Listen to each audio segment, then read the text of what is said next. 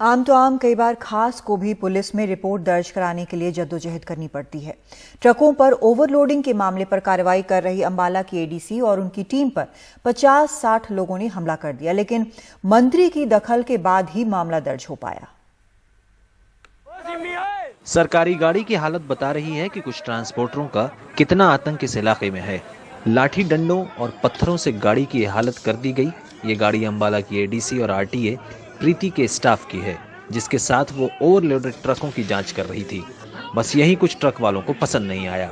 0018 जो थी वो गाड़ी उन्होंने घेर के और उसको क्षति पहुंचाई और उसको डंडों से पत्थरों से तोड़ा गया।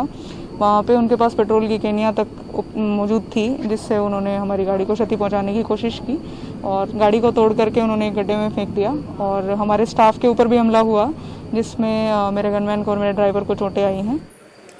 जिस आईएएस के पास आम लोग अपनी समस्याएं लेकर आते हैं, वही आईएएस अफसर तकरीबन 50-60 लोगों के हमले के बाद अपनी रिपोर्ट दर्ज कराने के लिए परेशान होती रही। बाद में हरियाणा के गृह मंत्री अनिल विज के दखल पर मामला दर्ज हुआ। उस टाइम पे उन लोगों ने हमारी गाड़ी घेरी तो वो हमला करने की पूरी नीयत में थे। उन्होंने बाद में भी हम लोगों को जान से मारने तक की धमकी दे दी है कि अगर आरटीए अंबाला कोई भी दोबारा से चालानिंग पे उतरता है तो हम लोगों को जान से मार दिया जाएगा। सरकार की तरफ से हमें बहुत ज़्यादा हेल्प मिली है और बहुत ज़्यादा सपोर्ट उन लोगों ने हम लोगों को किया है। इनफैक्ट होम मिनिस्टर साहब की तरफ से क्लियर कट आदेश आ गए हैं कि किसी भी तरीके से आप लोगों को डरने की आवश्यकता नहीं है।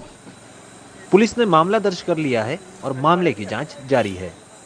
इस संबंध में हमने उनके खिलाफ एफआईआर दर्ज की है, जिसमें 4-5 आदमी बाई नेम भी हैं, गाड़ियों के 2-4 के नंबर भी हैं। बाकी 50-60 आदमी अन्य हैं जिनको हम चिन्हित कर रहे हैं। जैसे उनकी पहचान करके उनको भी जल्द से जल्द अरेस्ट किया जाए। सरकारी ड्यूटी में बाधा डालना, मुलाजिम पर जानलेवा हमला करना, इस संबंध में हमने उनके खिलाफ एफआईआर दर्ज की है।